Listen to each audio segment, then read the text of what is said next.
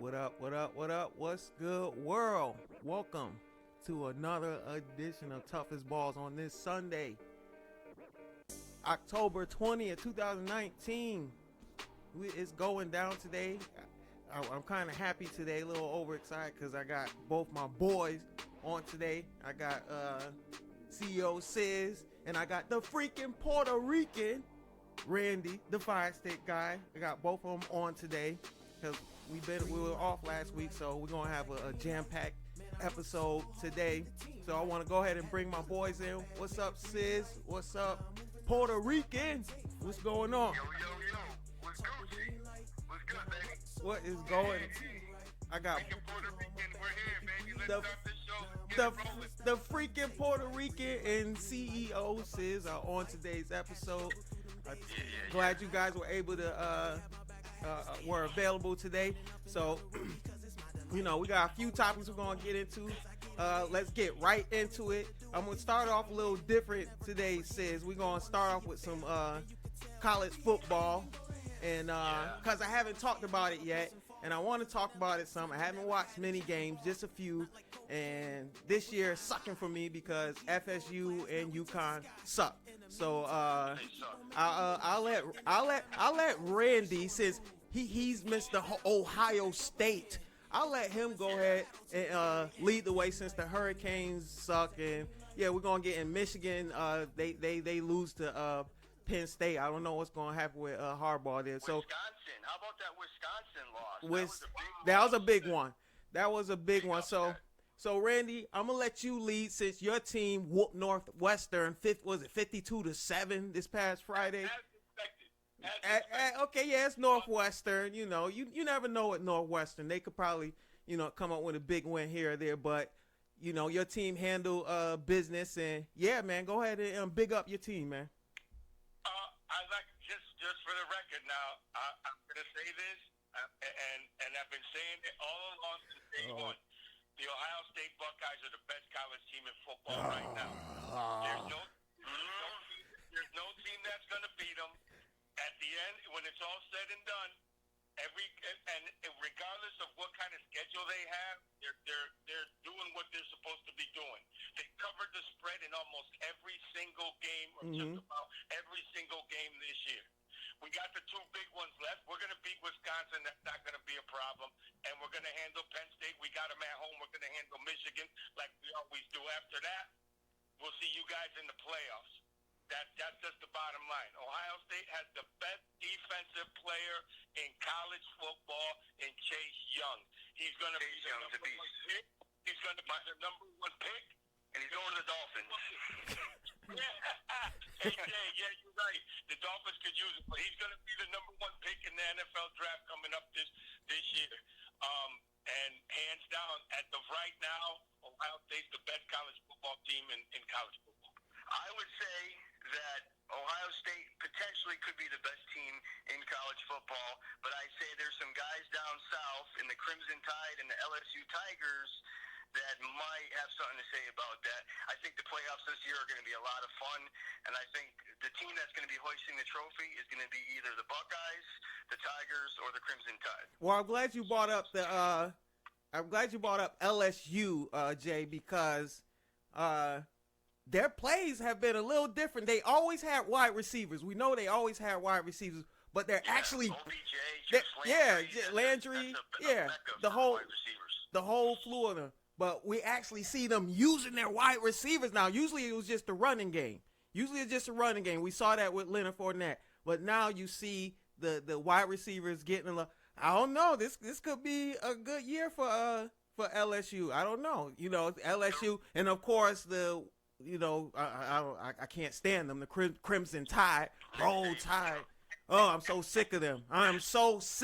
Like, really.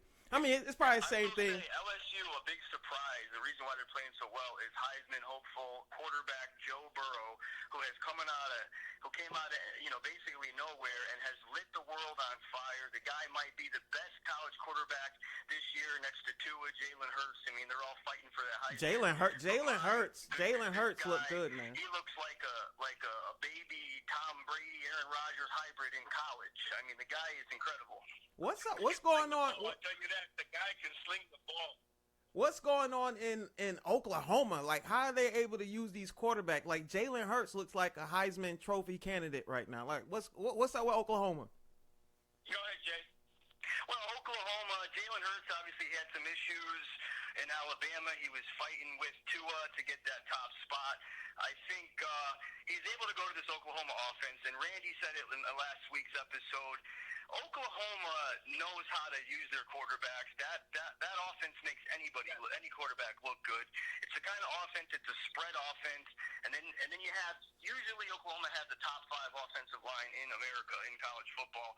So you want to see these guys when they get to the pros. Baker's having some trouble this year. You guys know I'm a huge Baker fan. You guys aren't. Kyler Murray. Kyler Murray's been progressively getting better, but ultimately I think you're always going to look better in the Oklahoma offense than you are in the pros. The big leagues are a lot different. So Jalen Hurts, yeah, he's having a Heisman type year, but I don't know if he could go to the pros and have success. It's all about the system too, Jay. Oklahoma system is built, like we said, for quarterbacks. Any quarterback can go in there. You can take a top quarterback from high school, put him in that system, and that he'll be a Heisman Trophy candidate with the system that they have. Yep. Notice by the last 3 quarterbacks that were in that system: Murray, Bakerfield, and now Hurst. I mean, those guys. It's the system. You have a system implanted. Me, you, or Mark, like I told him, can be in that quarterback that team, and we can be Heisman Trophy candidates if we're in that system. Yeah, I mean, the great Tim Washington out of our hometown, if he would have went into that Oklahoma system, he would have continued to do there what he did at Bristol Central. Now, I haven't been watching much Oklahoma football. Now, is Jalen Hurts, is he slinging the ball? I've seen a few plays. I've seen him slinging the ball. Is he getting the ball in those tight windows? He's doing everything. He's doing everything. Wow. He's doing everything, but I think guys like him and Tua, they do a lot of screen passes. They do a lot of slants. Stuff that in the NFL would get intercepted or just blown up behind the line of scrimmage. I want to see guys I like a quarterback like a Joe Burrow, a Justin Herbert, guys who throw the ball way down the field into tight windows. That's what I want to see. Now, Tua's been doing it all too, but I want to see him do it against Jalen Ramsey, Xavier Howard, Stephon Gilmore. I want to see him do it against cornerbacks of that caliber in the pros.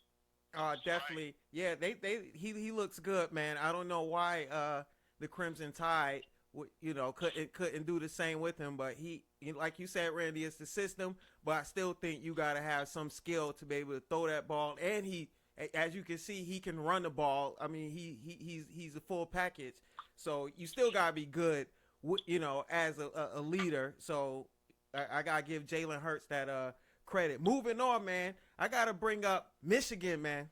What is going on with Michigan? They I don't know. Is Harbaugh out this year? If they don't win, they're not going anywhere this year. Is he out this year?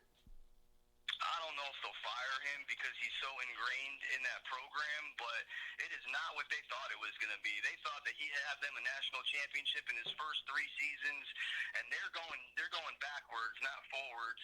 It's ugly, and he came over there from the NFL. He got the 49ers to a Super Bowl in 2012, and now he's just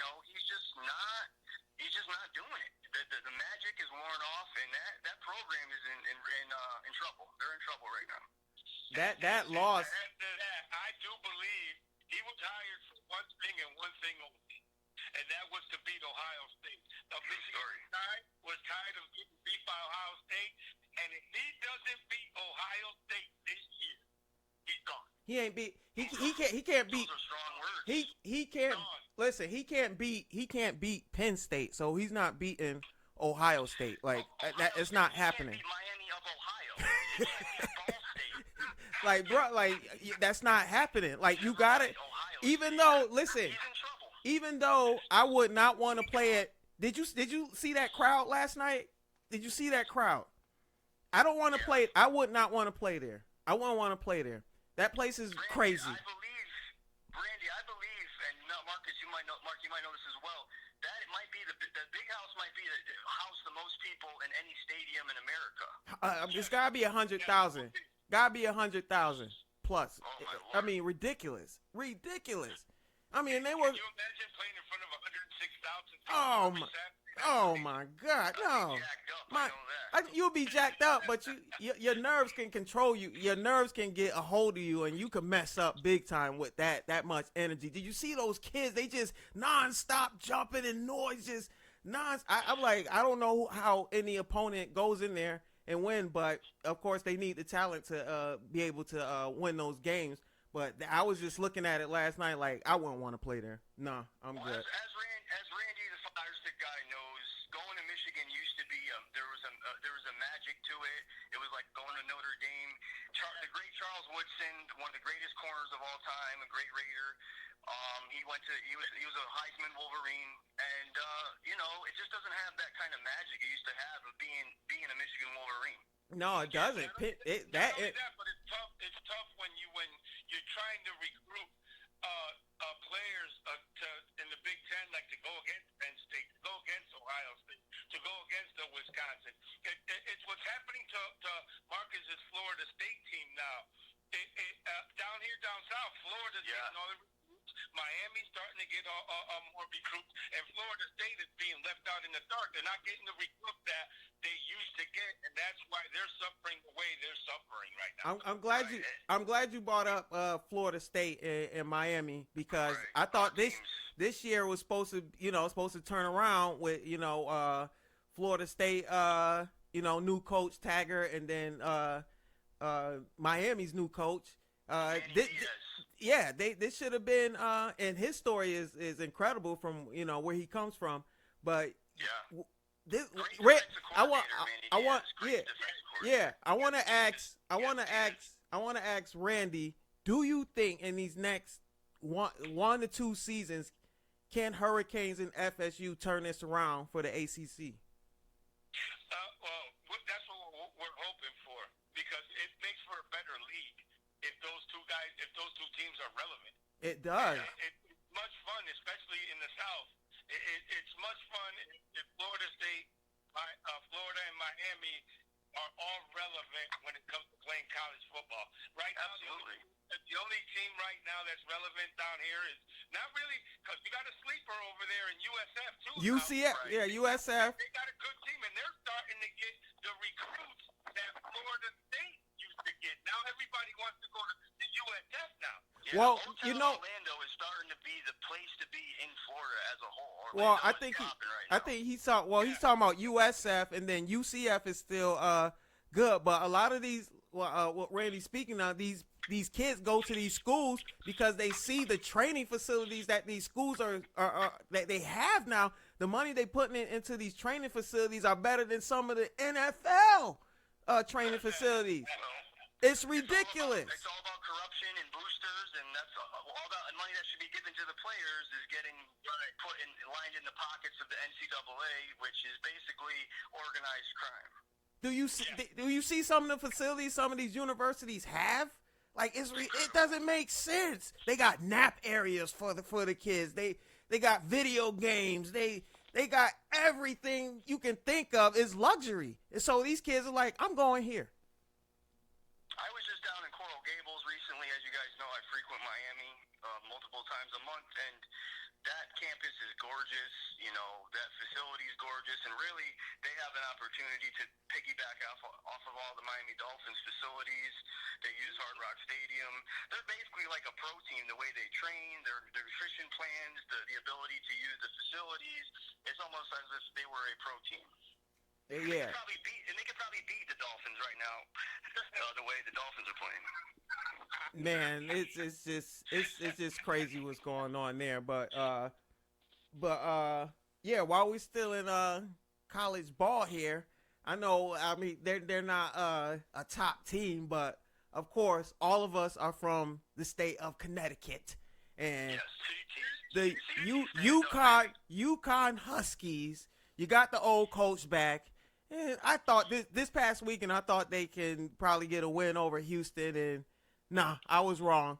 So they only got one win on the season. Like I don't know if they can even try to bring what they had before when they first started building a program. What do you say? Do you think, since they got all this money from Nike and new logos and all this stuff, can UConn get back in the mix where they were? Was it like Jay? We were going out to those games. What's that? 10+ years? We were going out to those games 10+ years ago. Like, can they get back? Yeah, it seems like a world ago, a lifetime ago, when Dan Orlovsky was the quarterback. I mean, now he's you had Donald Brown. Donald Brown. Larry Fitzgerald for Pittsburgh, as a receiver. We saw Donald Brown. Donald just went straight down the crapper. Don't forget Donald Brown. Donald Brown was a good running back for UConn as well with Dan Orlovsky. So we saw that. We saw it uptrending. I want to ask both of you: Can the coach get it back to what it used to be? I don't think so. No time soon. Yeah, no time soon. And you know why? When you think of UConn, you don't think football. You think basketball. So you think UConn football? They're like, I mean, you ask any kid if they'd rather go to Miami or they'd rather go to UConn to play football. What's their answer going to be? But that's why I said, like Randy and Jay. That's why I said say a recruit is visiting the campus. He comes to Bradley. He takes that drive to Stores. He's looking around like, this is farm country. I'm not going here. Exactly. Because you're not taking it. The best thing you should do. This is what I would do if I was a recruit. I'd fly him into New York City, and I would take that ride from New York City up through New Haven, Greenwich, New Haven. Yeah. Bridgeport, New Haven, all the way up through Hartford, and then that recruit might be like, oh, okay, it's kind of got that city vibe. Yeah. I like it. Yeah. See, that's smart. Absolutely. I never thought of it that way, but that's smart. I hope somebody needs to give them that idea, because I don't think they're doing that. That's absolutely true. They didn't take my name, CEO SIZZ, out of a Cracker Jack box, bro. All right, boys. As we move right along, we're going to head into Major League Baseball, and a little MLB talk. And it's only one. I gotta talk about it. Randy, like I told you, and I told CEO SIZZ the same thing. I'm blaming this Yankees loss on CEO SIZZ, since he's the Red Sox fan who was hating hard on the Yankees last season. He was going for the Yankees, Randy. It's his fault. I was rooting for the Yankees hard this year, and you guys know my backstory. So I grew up a Mariners fan in the '90s, but Randy knows my family, the Sauciers, rest in peace, Papa Fred. They were diehard Yankees fans all the way down on that side of my family. On my mother's side, my Papa Buzzy, who Randy also knows, rest in peace to him as well. He was a diehard Red Sox fan, so I was in a unique situation where my entire life I was being pulled in both directions. Bottom line is, when one of them are in the playoffs and they're playing, I'm rooting for one of them over anybody else. That's cool and all, the family tradition. But Randy, we're not letting CEO SIZZ get out that easy, because Randy. No, I'm not letting him off the hook. No, Randy. He was Randy. 2 nights in a row, I bet on them to win, and they lost both. The night that I didn't. Wait a minute. Let me. And then last night I didn't touch it, and they lost. So wait a minute. That's how it went down. Let me talk to my freaking Puerto Rican.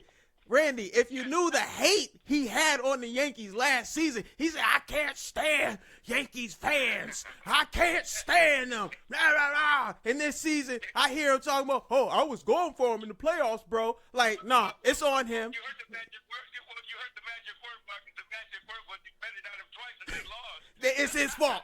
It's his fault. I'm blaming it on him. That's the scapegoat. CEO SIZZ is the scapegoat for the Yankees loss. Put it in the books. I'll take the blame. It's my fault. Oh, that was I'm sorry, Yankees Nation. I'm sorry, Yankees Nation. All right, getting serious. Marcus, it's like you said. We had a chance to get pitching when we had the chance to get it. and we didn't get We it. had a chance to get Verlander. We didn't get him. We had a chance to get Cole. We didn't get him. We had a chance to get Kluber from Cleveland. He went to Atlanta. We didn't get him. We have to get pitching. We had We know, like everybody else knows that pitching beat offense in baseball. Well, let's talk offense for a second. We know that the Yankees they didn't go out and get starting pitchers. They need pitchers. Where was our boy Aaron Judge? Where was Mr. Young Stud, Young Gunner? To me, so far, all he's shown me is that he has A-Rod syndrome, and he is not a clutch performer. Now, that might change as he gets older. He's a puppy, but he had every opportunity to pop him out the park and to win some ball games, and he was ice cold. But Jay, you're talking about the Houston Astros pitching. They went and got Grink. They didn't even need Grinky, and they went out and got him. Yeah, you know what? So it wasn't in this series. It wasn't more the pitching that dominated. I mean, a little bit, but it was more the Yankees not eating runners in scoring position. Scoring position, bases loaded. Yep, bases loaded. Yep. No runs. And yesterday's game, Didi came up with the bases loaded. I said he's going to swing at the first pitch. He does that instead of letting one go by, grounds out into the pitcher. If A couple things. In scoring positions, you're not going to win a game. Well, I don't blame Didi so much because he didn't have a full season, but majority of the guys, it's just such a waste because Paxton had such a good game the night before, and you thought they had the momentum flying down there to Houston, and for them to tie the game, they tied the game, and they lose. How about that kid? How about LeMahieu? How about that kid? He's a real young gunner right now. He's a real young hot bat. He came through in the clutch. No one even knew who he was early in the season. Didn't he come up from the minors? And now he's. No, how'd he come up? How'd he come up, Randy? He came up in the Colorado system. Okay. He won a batting title with Colorado. Okay. And then he was a Gold Glove winner, won a couple Gold Gloves.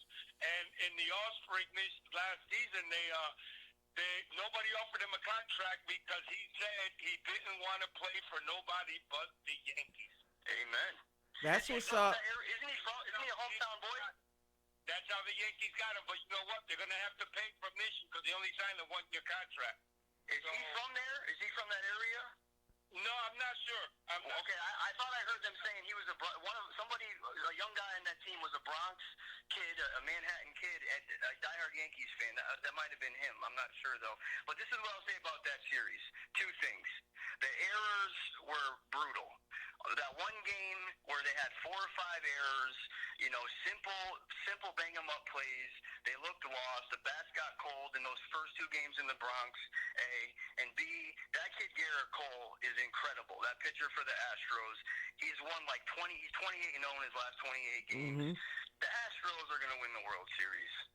I don't wanna say that because it seemed like the Nationals had a curse lifted off of them named Bryce Harper, and he's not there anymore. And a year after he leaves, they go to the World Series. That's not a coincidence. That's not a coincidence.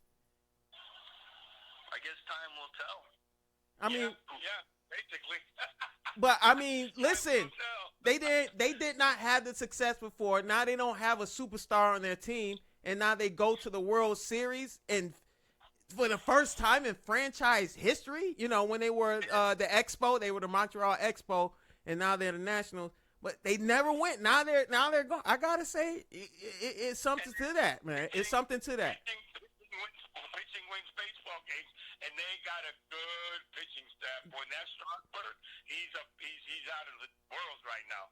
My question for you guys is this: if the Astros win the World Series, that's 2 out of 3 in modern day baseball. Is that a dynasty? Is that a mini dynasty? No, they're not. They need one more. Yes. No, they're not. They need one more.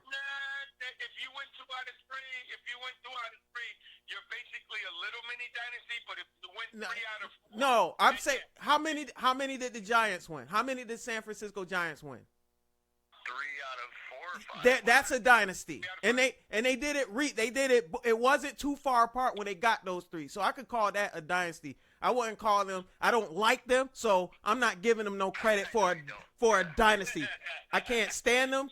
I can't stand them because they're so good and because they beat my team like it's nothing. I think I gotta give Paxton. That's why I gotta give Paxton credit. I thought the series was over. I thought it's gonna be over in New York, and I thought that series was done. And Paxton came through and took us to a game in Houston, and it's just I gotta give him credit because the Astros. I've been telling both you guys, but I've been telling Randy I did not want to play the Astros. No. Yeah, they seem to have the Yankees number, unfortunately. Well, let's just look at it. 2017, we got eliminated by them. They win the World Series. 2018, we got eliminated by Jay's Boston Red Sox.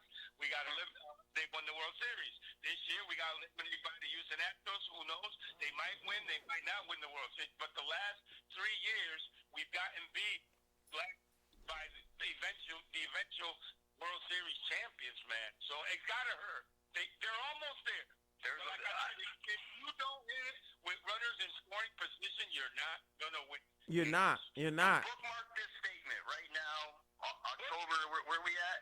October 20th. The 20th. October 20th, the New York Yankees will win the World Series next year. I'm saying it. Well, they're gonna. Before that to happen, we need a pitcher. We don't need a superstar. We just need an all-star pitcher.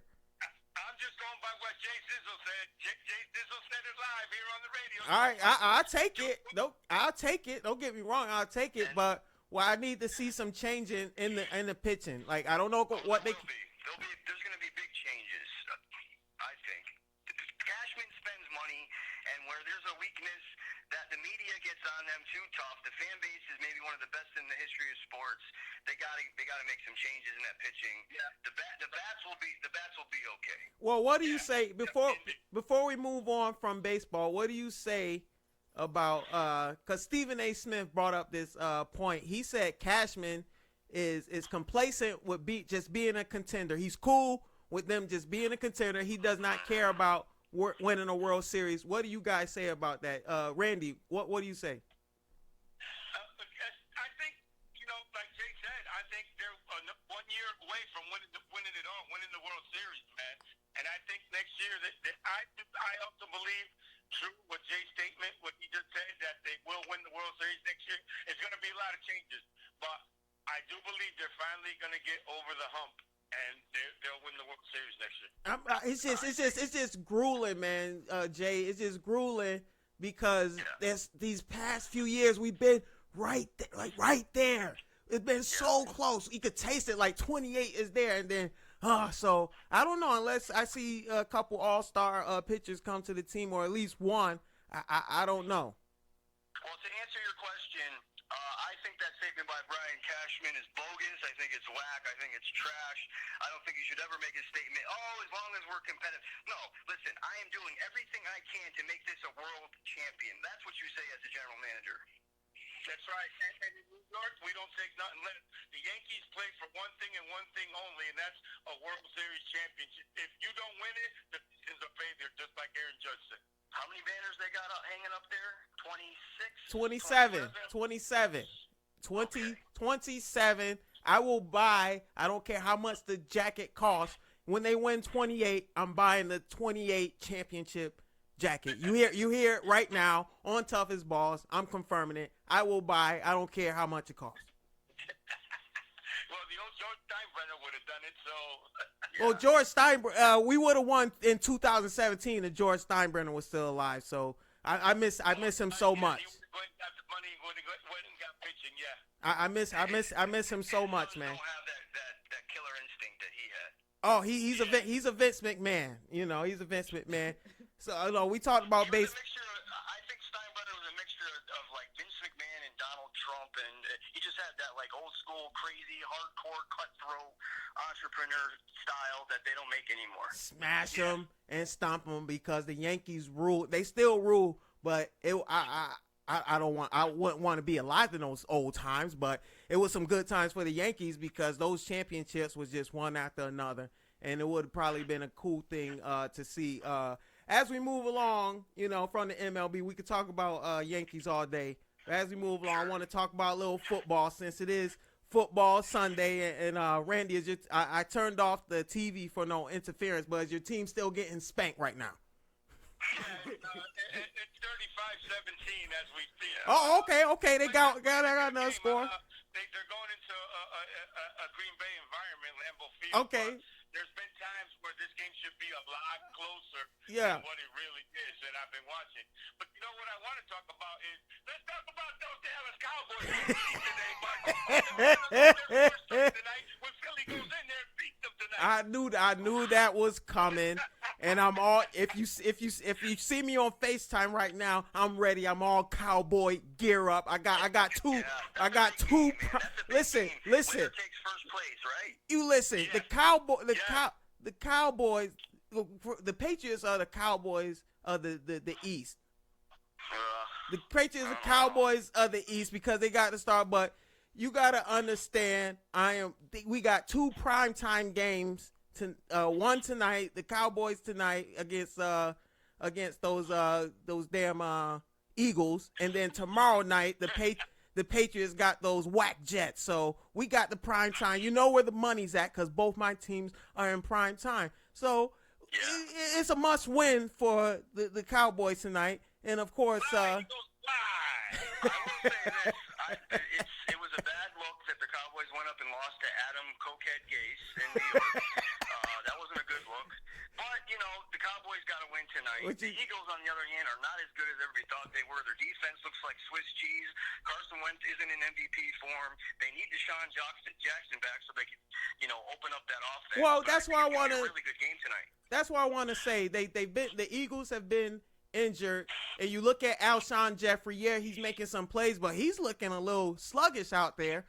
You know, they like you said. He's catching up. They need Deshaun Jackson back, and Carson Wentz isn't looking like that legendary quarterback that they thought he was. What do you really think the Eagles are going to take it tonight? Go ahead, Randy. I'm hoping they do. This for the simple fact that I'm biased and I hate the Cowboys. Of course. It should be a good game.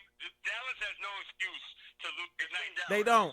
It's in Dallas. They're playing for first place. If they don't bring this hunger and that thirst to win, then their season might be done. Before you step in, Jay, I just want to say this. You asked me. I think it's the coaching. I think it's the head coach. I'm not going to say defensive coordinator. I think it's the head coach. You got Jason Garrett, and I think it's the offensive coordinator, Kellen Moore. Like when you play a better team, you got to come out with a better scheme, man. Like, I don't know what's going on with them. I think the coaching staff on those points need to change. What do you got to say? Does Jason Garrett, Kellen Moore just got there, but does Jason Garrett need to go? I think Jason Garrett is long overdue. I think the Cowboys, that's a premier job in sports, to be the head coach of the Dallas Cowboys. Go ask Jimmy Johnson. Go ask Tom Landry. That's a job, man. That is the gig. And he's just not, he doesn't have that Cowboys head coach swag. When you think of Landry and Jimmy Johnson, and then you think of Jason Garrett, that's not even close. Not even close. In the same ballpark. So I think that they need to go out and find a guy that has more swag, who's a tougher kind of mind, you know. Unless they got like a Tony Dungy, if he ever came out of retirement, then that'd be cool. But I think, you know, you need someone who's more grizzled and gritty, you know, like a Gruden type maybe. It's time to go, man. I never see them winning a Super Bowl with him as the head coach. Tonight, I do believe that the Cowboys will pull it out and win at home. I think it's going to be like by a field goal. We'll see. I'm playing Zach Ertz and Jordan Howard, and I got some Eagles on my fantasy teams. But I think it's going to be an entertaining game. But I do think the Cowboys will find a way to win. I'm going to add to that what he just said. It's true. Yeah, I don't think Garrett. I think his time is done at that. But I'm gonna say this. I'm gonna put it out there. What the Dallas Cowboys need, and everybody's might say yes, might say no, blah blah blah.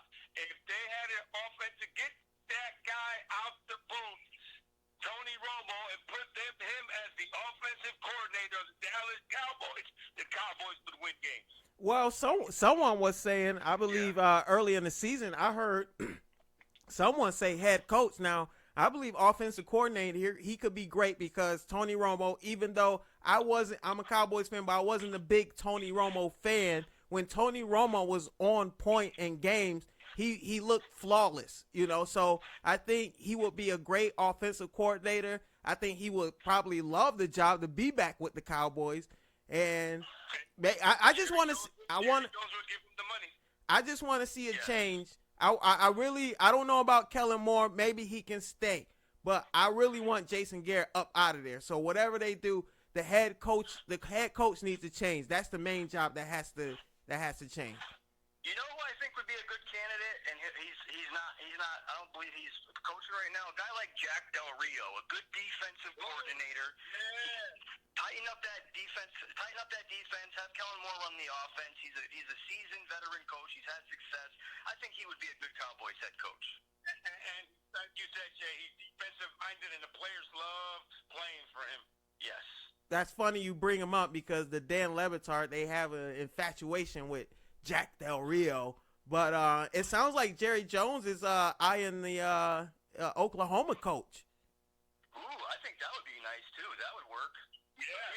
Usually Dallas Cowboys fans are Oklahoma Sooners fans. They're close in mileage pretty much. So the Cowboys fan base, I think, would love Bob Stoops. Not Bob Stoops, I'm sorry.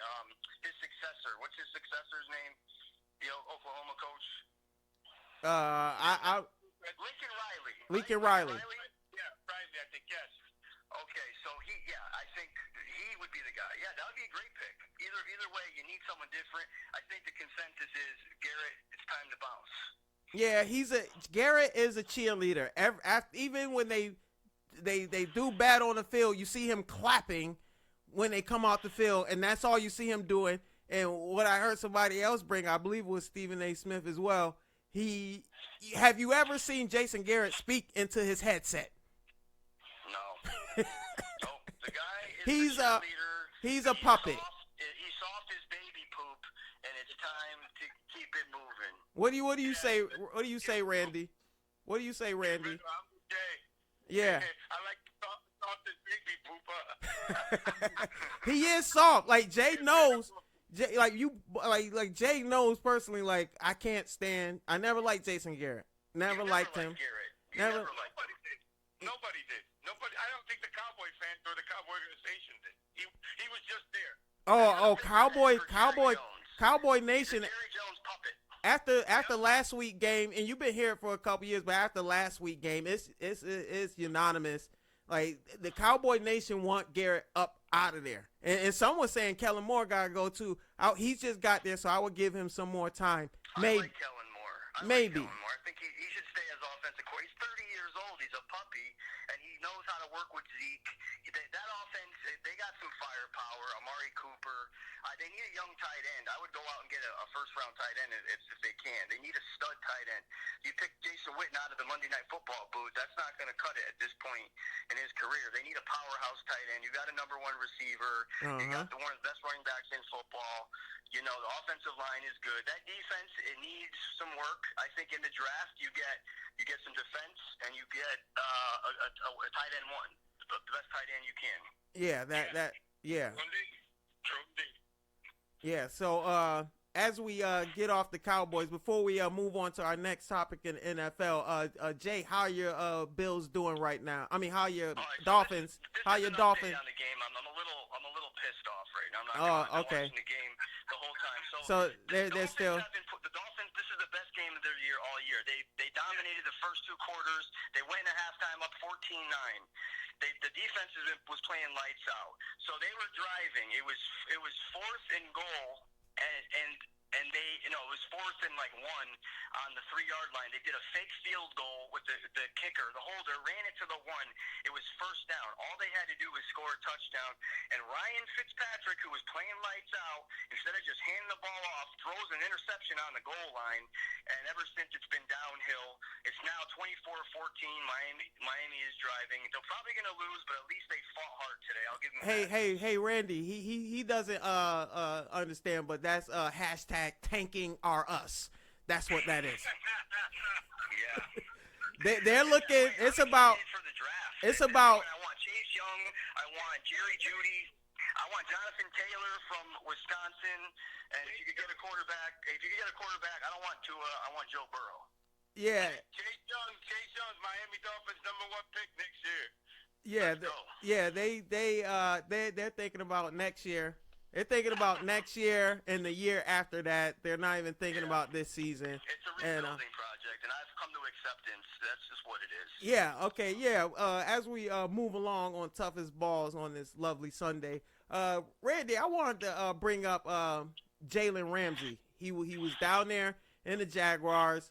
He wasn't happy. The owner didn't want to let him go. Eventually, they let him go. Now he's with the Rams.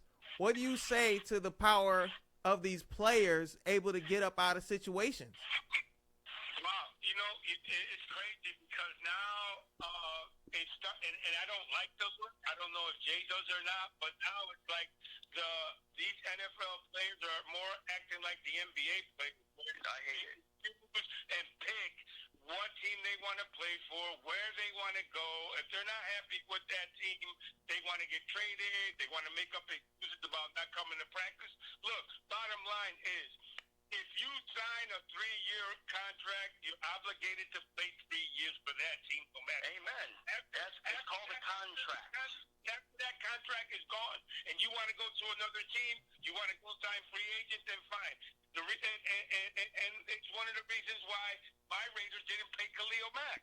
Right. Khalil Mack had a year left on his contract. Gruden and them told him, listen, you got 1 more year left on your contract. Let's play out this year, see what happens, and then we'll sign you. We'll give you the money that you want. He wanted the money now, and a lot of these sports players are getting greedy. They want the money now. I can understand. I can understand them getting injured and not doing that. And that's what I'm going to. 5-year deal. You oblige. You agree.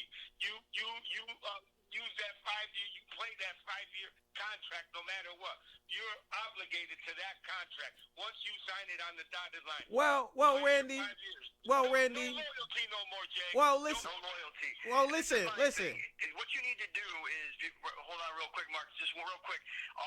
I would say that's why you have a lawyer and your agent have all these incentive-based production packages, a big contract where there's incentives and bonuses, and you could when you're signing that deal, what you do is you get a contract, you bring it to your agent, you sit down, and you work back and forth, negotiate until you both come to terms that would work for both parties. But these guys just want to back out of their contracts. Well, I gotta play devil's advocate on that because both you mentioned it's a contract, and like you said with Khalil Mack with the Raiders, Randy. They, it was his. He had 1 year left on his deal. He wanted his money. You look at Frank Gore and Tom Brady; they're anomalies. Their careers do not last that long. And like you guys brought up, it's getting more like the NBA. Personally, I kind of like it. It gets crazy when you see dudes like Antonio Brown because he's a whole nother subject. But these players are trying to get their money. The owner can get rid of them whenever they want. The owner can get rid of them whenever they want. They can trade them away, and they don't have no power in that. I like to see the players have some power and get on the winning side of things when it comes to certain situations. The whole Jalen Ramsey thing, I think it was a Tom Coughlin. Him and Tom Coughlin butted heads, so he got up out of there. And now with everything that's going on in the NFL, these guys got to get their money. They got to get their money, and they got to win as quickly as possible because they don't know how long their careers can last. What do you guys say about that? I think it varies in football and the NBA, I guess, because football, it's way more dangerous. Your career is usually a lot shorter. So, but at the end of the day, I just think going into a contract, you need to. Contracts are complicated, but it shouldn't be just I want to back out. I demand a trade. I don't know. It's tricky, but I just think that these guys need to have more loyalty and honor their contracts. And at the same time, I think the owners and the GMs need to, with these players, give them an opportunity, to have more incentives and bonuses and production performance type, bonuses. So I don't know, man. I just think that there should be more loyalty from the players. Yeah, just honor. I agree. Just honor your contract, man. If you're coming straight out of college and you sign a 4-year contract, and just honor it, man. These guys, you're coming to play for a team. Regardless, I know, like Jay said, football is injury prone, this and that, blah blah blah, so forth and so on. But man, listen, if you stay healthy, you 2 to 4 years, you're gonna get paid if you're good in the NFL after you do that first year contract. Which is now just for an example of that, I'm going to bring up my late cousin Aaron Hernandez. Yeah, rest in peace. May rest in peace, and our Connecticut boy CC. Now, yeah, it's my boy. He signed a 3-year contract, and everybody thought that once you get to the NFL, no, he was under the rookie contract for 3 years, blah blah blah. After the Patriots found out how good he was, they gave him the $50 million contract, and he signed. And that's how I think players should be. And that's with Bill Belichick. He did that with Bill Belichick, the hardest of the hard. Yes, that's with the Patriots. So, man, honor your contract. If you're good enough to play this league and you're a superstar, you're gonna get paid. But you brought up the perfect topic, Randy. You said if you stay healthy, and that's a big if, man. Right. That's a big if. Well, I mean, you got to stay in shape. But you can. As we all know, life isn't fair, and there's going to be injuries. But at the end of the day, these guys, even if you're hurt, these guys are walking away with more money than all 3 of us might ever see, even off of a rookie contract. Exactly. Now, but for a case example, like Jalen Ramsey, don't tell me you're gonna sign a contract, and then all of a sudden, the season, I don't want to play. I want to get traded. I'm not getting treated right. Now, listen, honor that contract. Once that contract is up, then you can go wherever you want to go. I hear what you guys are saying, but I see it from the player side, as NFL careers don't last that long, maybe 3 to 4 years. So these guys need their money. They got to take care of their families and live their lives just in case a horrific injury happens. 3 or 4 years. I know a quarterback in New England that's played for almost 20 years now. But that's the anomaly. I just said that. I said that earlier. I said that Frank Gore and Tom Brady are anomalies. They are not normal. So you can't look at you cannot look at them. You can't look at them. Both of them have stay in shape during the off season. They got a great physical trainer. But what that have to and they play. But what that have to do if a horrific injury happened under a pileup or something like that? That has nothing to do with how good you stay in shape and how good you're eating. A pileup that has nothing to do with that. You know what I'm saying? So those are anomalies. We can't look at Frank Gore or Tom Brady. These guys' careers last. Those guys are those are Hall of Fame Yeah, talents. we can't look at. Though they're anomalies. Category, but let's just going, middle of the pack. Your average guy who's either a backup or just a basic starter, not a Pro Bowl level talent. Obviously they're professional athletes, so they all stay in shape. Not all of them, but a lot of them. But I think, and listen, it's a tricky situation, and I think that, like I said, there needs to be leverage on both sides. Where these contracts really, it's all about the contract and what's in the contract, and it has to make sense for both parties. That's what it is. The owner has all the power. The players need at least some power, and they're trying to take that back. I agree with that too.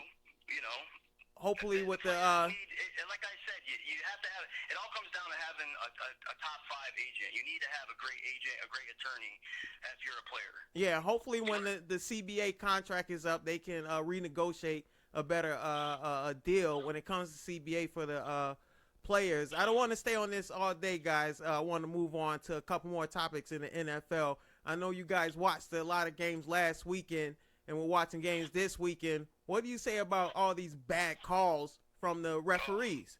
Yeah, I'm with you. I I don't get it. In 2019, after 100 years of NFL football, how the hell is it going backwards? How is this officiating so bad?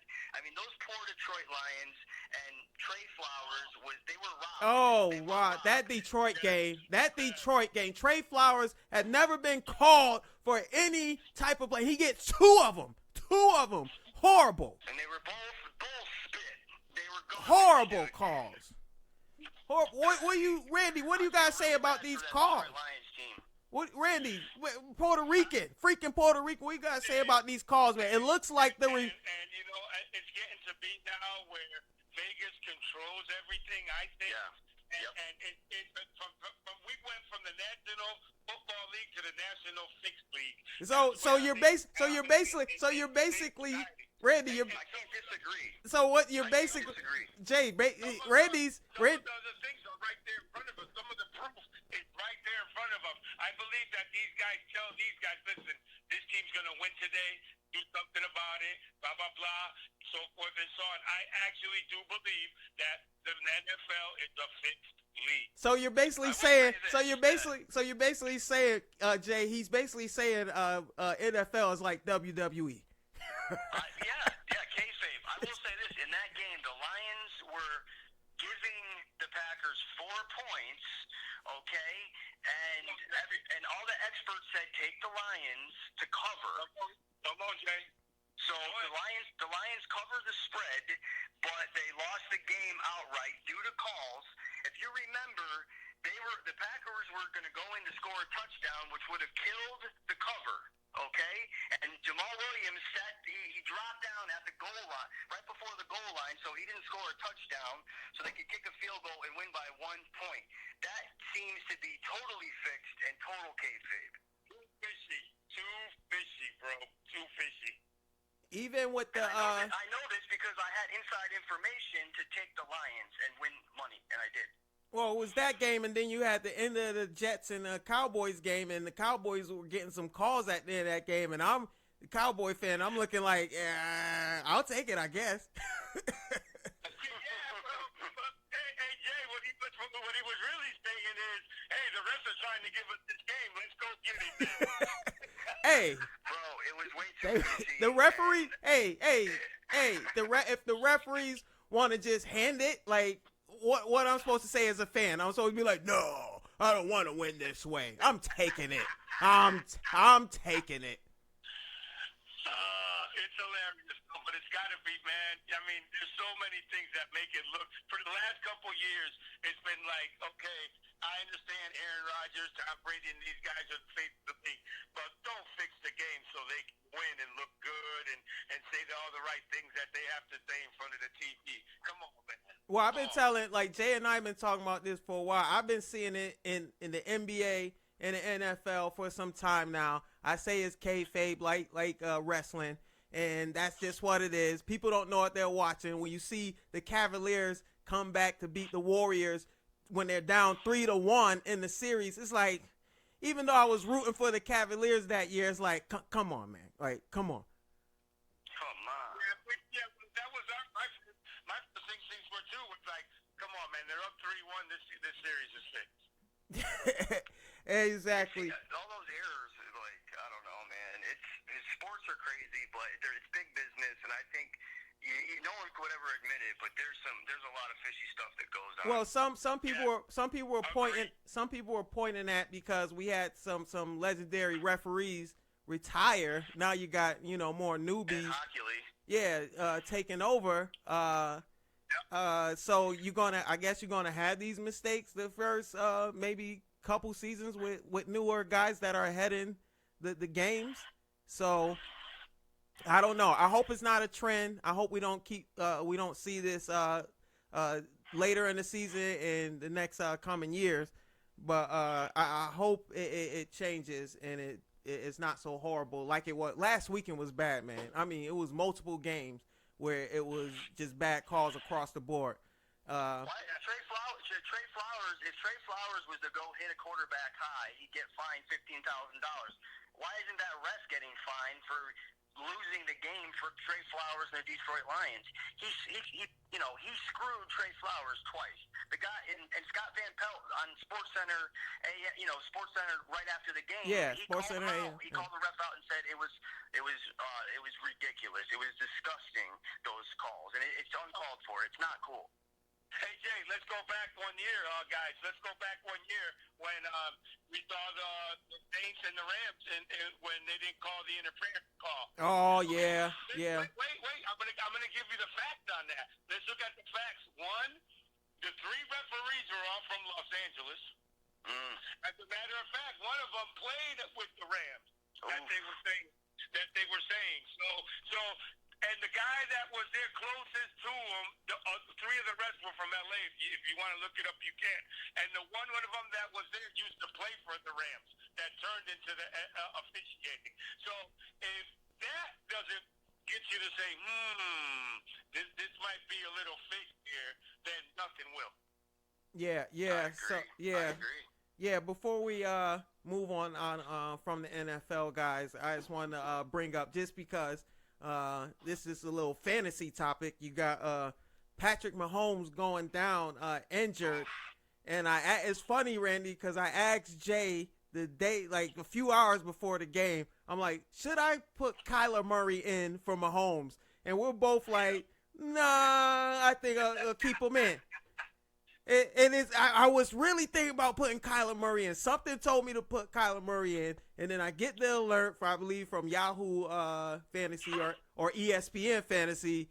Patrick Mahomes is injured. His kneecap dislocated. I started him in another league, and he only got me 12 points. So from what I'm seeing, Kyler Murray isn't having a great day anyway. So I don't even know if he'll get as many points as Mahomes had. I still got to check on that. But Patrick Mahomes might be the best player in football right now. He's one of them. And it's tough to see a guy like him get hurt. So ultimately, I would say, I hope he returns within the next couple of weeks. Well, Randy and Jay, do you think, it was the coach's fault, because Patrick Mahomes had the problem with the ankle last couple weeks, and they put him out there? Is it on Andy Reid and the coaching staff for putting him out there?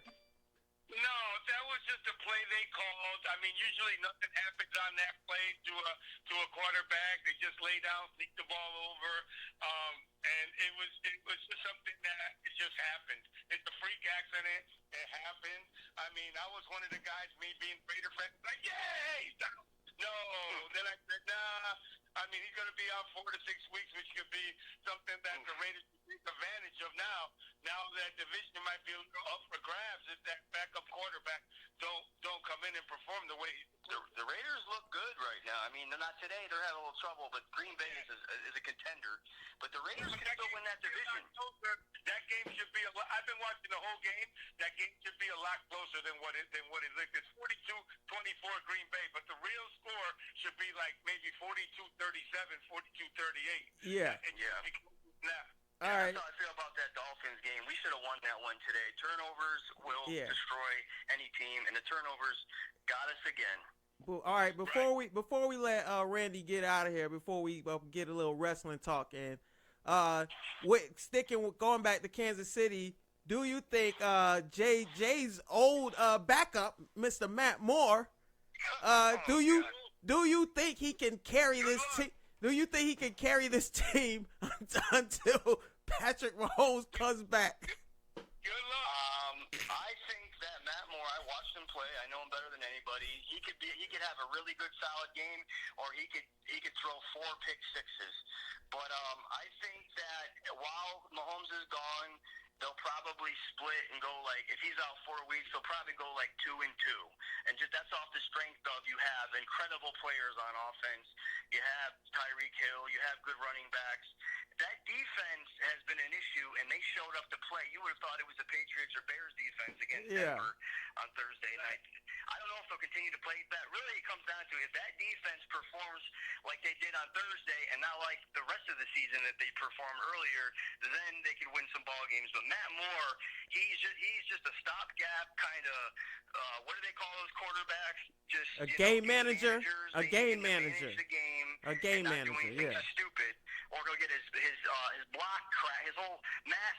He'll get his mass cracked like he did against Pittsburgh in the playoffs a couple of years ago, and he walked off the field seeing Tweety birds around his head because he makes stupid decisions. All right, Randy. I think ultimately the Raiders have a chance to creep up those standings while Patrick Mahomes is hurt.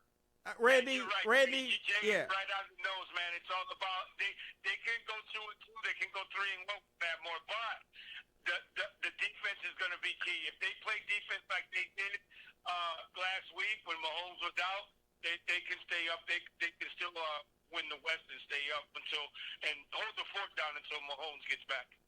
Well, hopefully Mahomes isn't out because I need him in my lineup. That's all I care about is fantasy right now. So, Randy, I'm glad you were able to join the show, brother. We're about to talk a little wrestling, so I'll let you get up out of here. We appreciate the freaking Puerto Rican, Mr. Firestick guy, Randy, for coming through. Go Big Marcus before I leave. Don't forget that fire stick.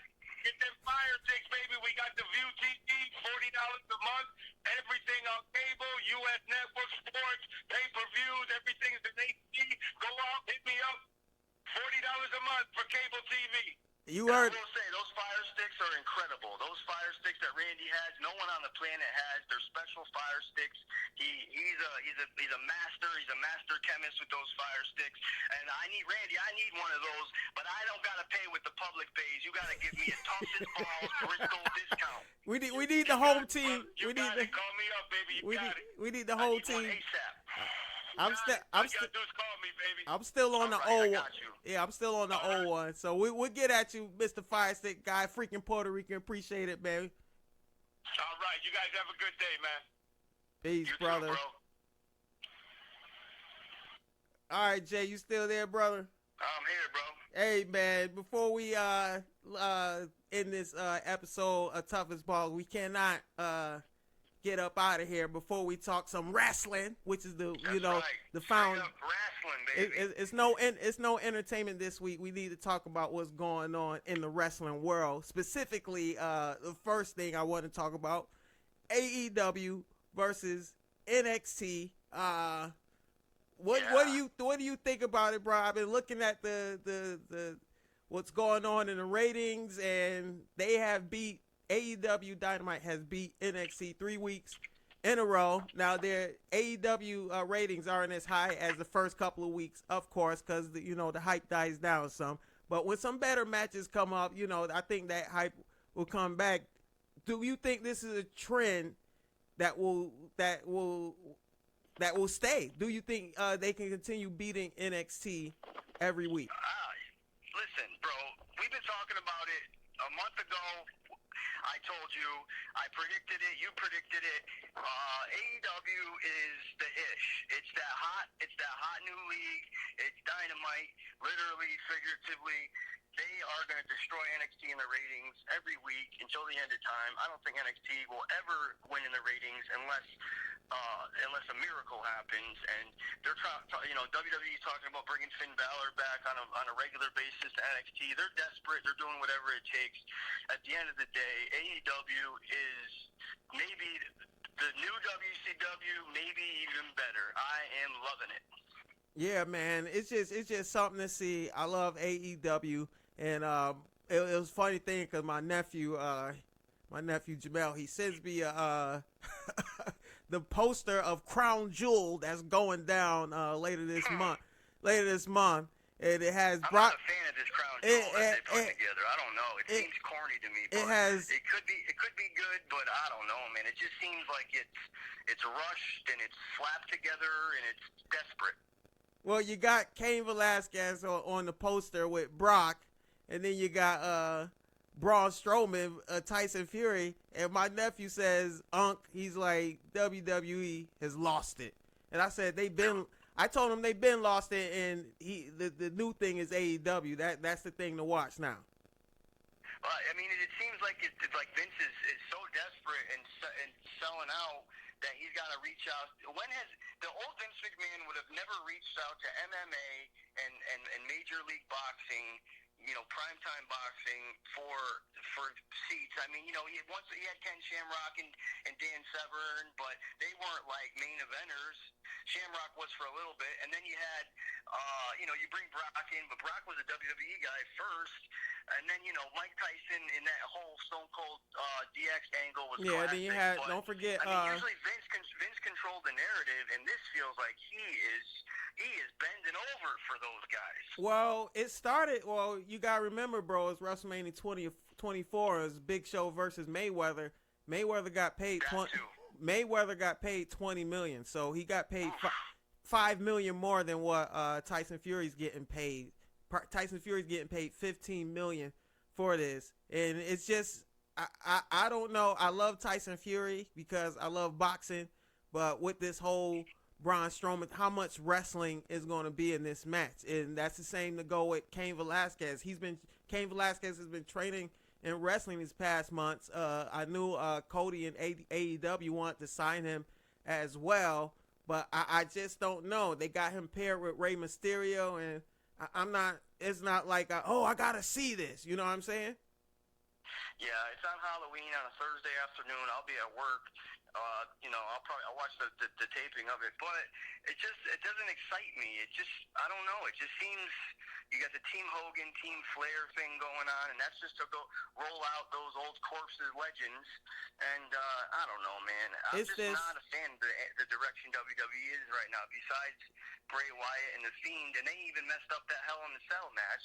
So if the Fiend doesn't win the Universal title at Crown Jewel, I'm gonna be pissed. I'm gonna be like, what is going on? Well, that's not the only woes going on with WWE, bro. Because staying on the topic of AEW, Dynamite has outdrew Raw in ticket sales, close to, I believe, over 2,000 tickets. So they're even outdrawing Raw in ticket sales. Do you think this is going to be a downward spiral for WWE? Because so far, this whole SmackDown thing, they promoted it real big. I was excited about it. But after the first week, I'm not compelled to watch SmackDown. Oh, I gotta watch this live. Like, I gotta watch AEW live. Like, I have to watch it live. When it comes, AEW has that vibe, like when it was the Monday Night Wars and NWO was hot and young. Now with Jericho and his inner circle, even though I'm not a fan of the name, I still like their vibe and the members. And I think that it feels raunchy and raw and uncut and just fresh and live and dope and every other adjective that's good. And I just think that AEW is on fire and it is ascending. It's a rocket ship right now. Well, what is WWE going to do if they can't outsell? Well, the AEW they only have one show now. They're going to be doing some house shows, but they're not going to be doing as many as WWE because they want to keep their wrestlers healthy and they don't want to overwork their superstars. But what is WWE going to do if this is a trend and we come back a year from now and touch on this topic and AEW still be in NXT? Personally, bro, I think when you talk about AEW versus NXT is still good match-wise. They put on great matches. I still like NXT. But when you talk about the production of AEW versus NXT, I'm watching AEW first, man. I'm watching AEW first. And a promo was cut. A week before last. If you're a wrestling fan, if you're a WWE diehard and you're just not on AEW, but you're just a true wrestling fan and you love classic promos, you like the pipe bomb promo, you like the Stone Cold promos, go to YouTube and go to Chris Jericho's promo that he cut when he introduced the Inner Circle. That promo that he cut was already a classic, legendary promo in the history of professional wrestling. Oh man, that was awesome. What he said about the whole "we the people" taking shots at WWE. It was beautiful.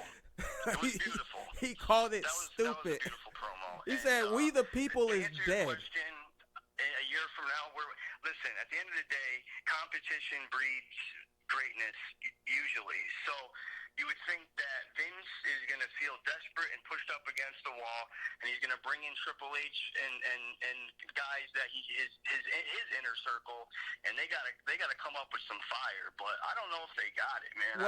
Well, they've gone too corporate, they've gone too Disney, and I think they seem like they're scared to take risks. Personally, I this is me. I love NXT, so I would switch. I would put 205 Live in the smaller studio at Full Sail, and I will put NXT on. I guess it goes on before we're going before SmackDown, and tape it then. That way you have a bigger production, and then you can get the pop you need to try to draw more. You got to draw adult males, because that's where AEW is going to kill WWE, is with adult males. That's what made NWO and WCW hot, because adult dudes, young and older, was watching it. Exactly. I think that's a great idea, Mark. That's a great idea. And do what they used to do for Sunday Night Heat and all those other shows, like Superstars.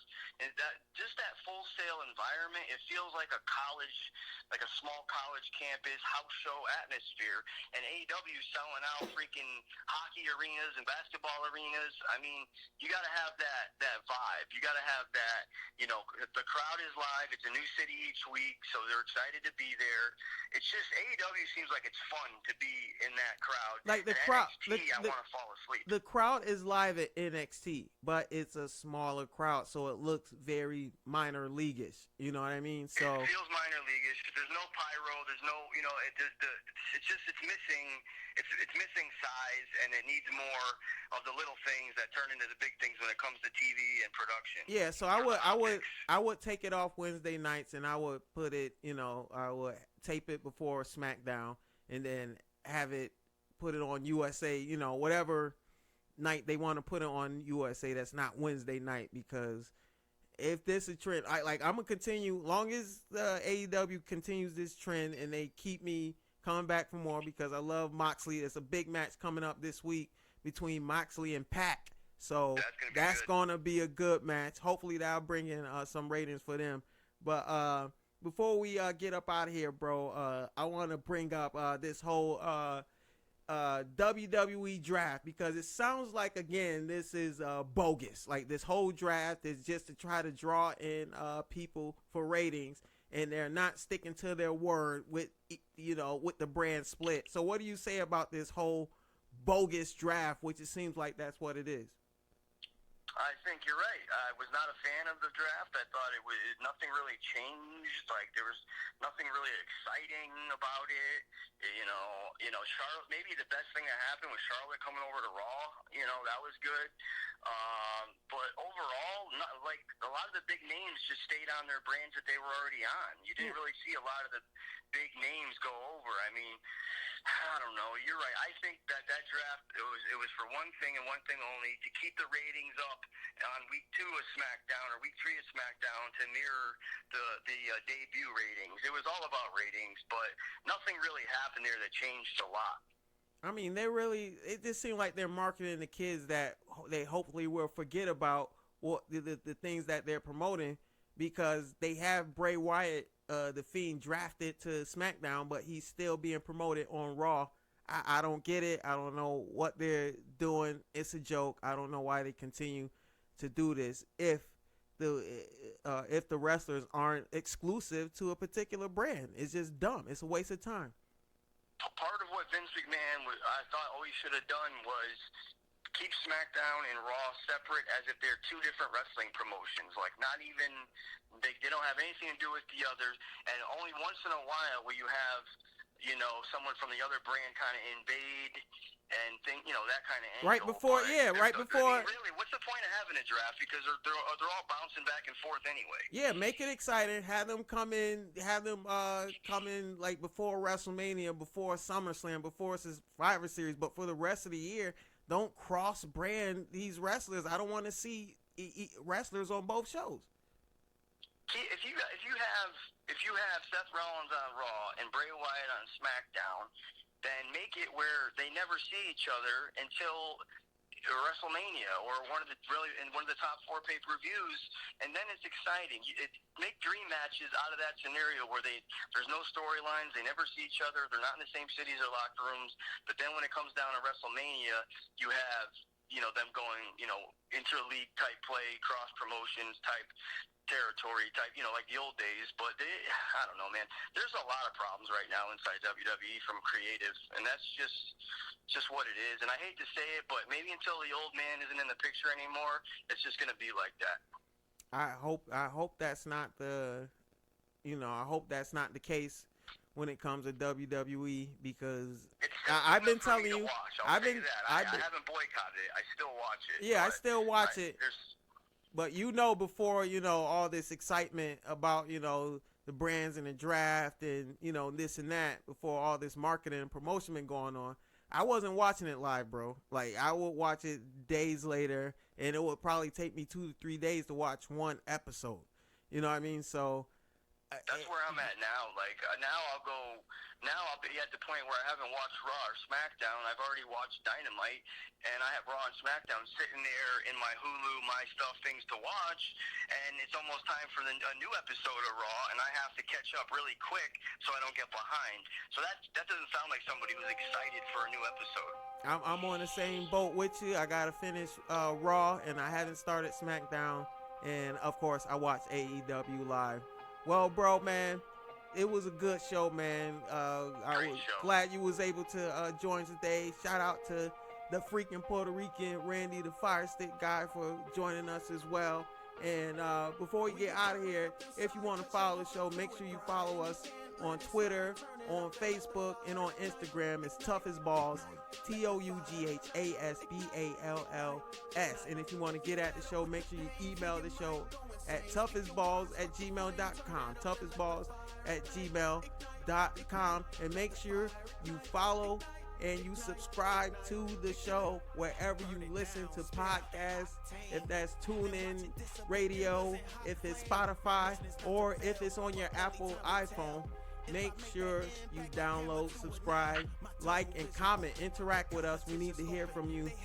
Jay, I'm glad you're able to come through, brother. Hope you're able to come through next episode.